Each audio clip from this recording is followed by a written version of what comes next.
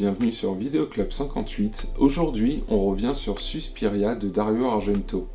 Alors Suspiria, c'est un film ultra connu. C'est une perle du cinéma italien, réalisé donc par Dario Argento, un des maîtres du cinéma fantastique horreur. Je dirais me concernant en tout cas, peut-être un maître qui n'a pas fait autant de chefs-d'œuvre que ça. Moi, des films de Dario Argento, je les ai presque tous vus, et en fait, il n'y en a pas autant que ça, finalement, qui m'ont transporté. Je trouve que c'est des films, sont très inégaux, au sein même de leur technique. On peut tomber sur des films comme Trauma ou Opéra.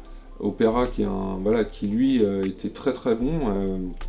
Là tout me plaît, l'ambiance, la technique utilisée, le scénario, là je m'y retrouve, et vous pouvez avoir d'autres films comme par exemple le syndrome de Stendhal. Moi personnellement j'ai jamais beaucoup accroché sur ce film là, alors que beaucoup le citent comme étant un de ses meilleurs. Le fantôme de l'opéra, que j'ai trouvé très très moyen aussi, et puis toute la période récente, je trouve que là il s'est complètement perdu, et c'est pour ça que je voulais revenir sur Suspiria, parce que Suspiria, de toute façon, je pense que c'est un des Dario Argento où tout le monde va être d'accord sur le fait que celui-là c'est un grand film. Alors c'est un grand film déjà par l'utilisation des couleurs. C'est un film dont on va se souvenir pour ça beaucoup.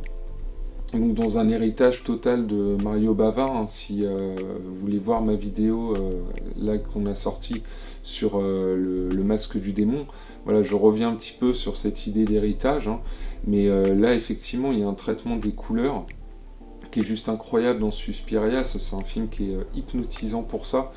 Moi qui m'emballe à chaque fois quand je veux voir Suspiria, c'est parce que je veux voir quelque chose de techniquement abouti, quelque chose de plutôt beau et d'unique en fait, et Suspiria je trouve est unique, et pourtant Suspiria fait partie d'une trilogie donc qu'on appelle la trilogie des mers, qui est constituée donc de Suspiria, de Inferno qui suivra juste après, et d'une suite plus tardive qui s'appelle Mother of Tears, qui est sûrement le moins bon épisode des trois sans hésitation. Là on est déjà pour moi dans la période descendante au niveau qualité de Dario Argento, et il suffit en fait de voir cette trilogie pour voir justement un changement de style dans la filmo d'Argento, bien que Suspiria et Inferno soient assez proches au niveau de l'époque et au niveau de la technique aussi. Et Suspiria, donc on part dans une histoire de mères en fait qui sont en réalité trois sorcières, trois sœurs, qui ont chacune pris possession d'un lieu emblématique. Donc dans le premier, vous avez une école de danse en Allemagne. Dans le deuxième, c'est un hôtel, si je me souviens bien, à New York. Et le troisième, ça se passe à Rome. Et du coup, je trouve que le premier film, Suspiria, clairement le meilleur, a une ambiance, une musique aussi des Gobelins qui est vraiment excellente, qui s'était déjà occupé de la bande originale de Zombie pour Romero, qui était produit par Dario Argento. Et ce Suspiria, c'est un film vraiment qui vous emballe, qui vous tient jusqu'à la fin, qui a une vraie histoire, un vrai scénario en fait. Je trouve que le scénario est très bon dans Suspiria, parce que c'est vraiment une petite enquête, on est comme le personnage principal, on arrive dans le lieu, on entend parler de légendes, il y a des événements qui se passent, des personnes qui disparaissent, et au final on a envie de découvrir un petit peu quels sont les tenants et aboutissants de cet univers. Et je trouve que Dario Argento, puisque ça faisait des années qu'il faisait du giallo, donc des espèces d'anciens thrillers si vous voulez, à la mode italienne, il a en fait lui les clés pour nous tenir en haleine concernant une intrigue, de toute façon.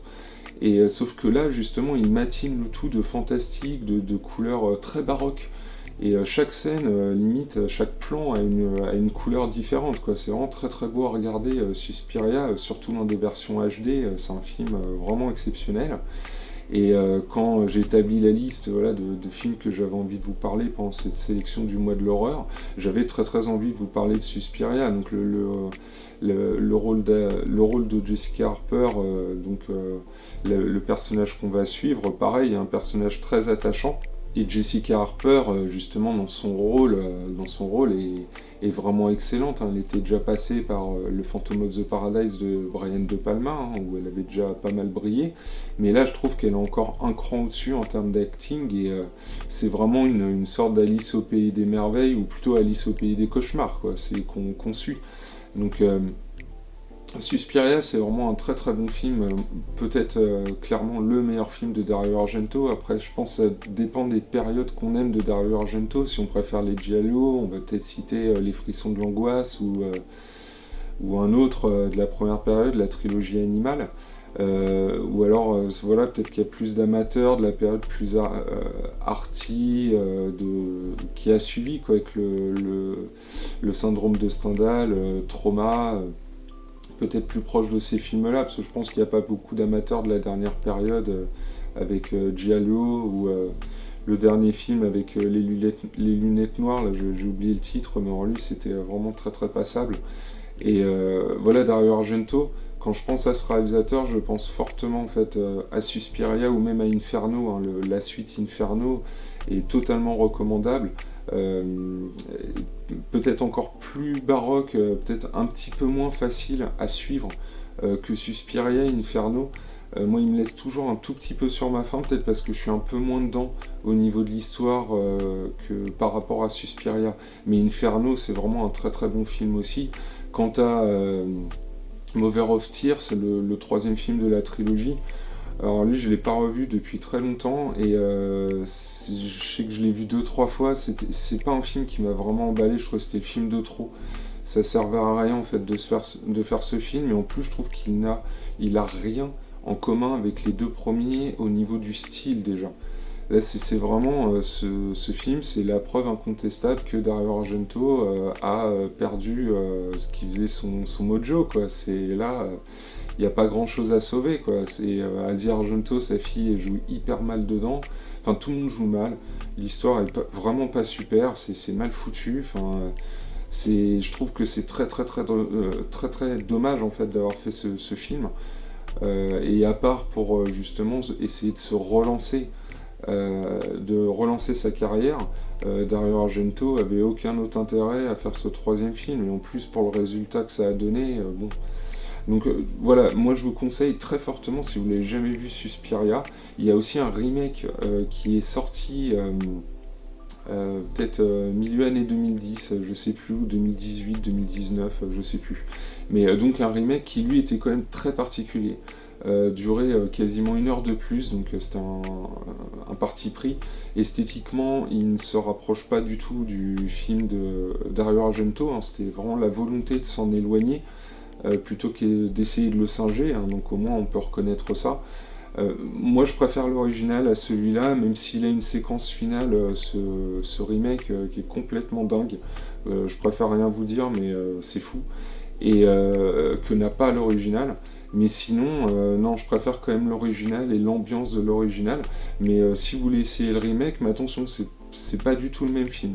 C'est-à-dire que si vous n'aimez pas le remake, justement, ne vous dites pas l'original, ça va pas me plaire du coup. Parce que je vous dis, c'est deux films différents.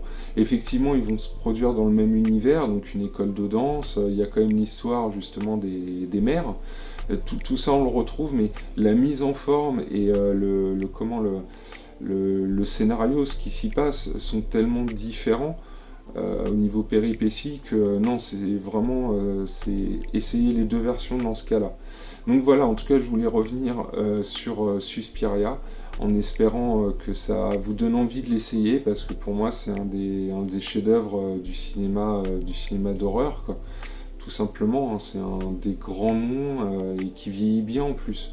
Donc j'espère que vous essayerez un jour Suspiria, ou ça vous donnera envie de le revoir si vous connaissez très très bien ce film.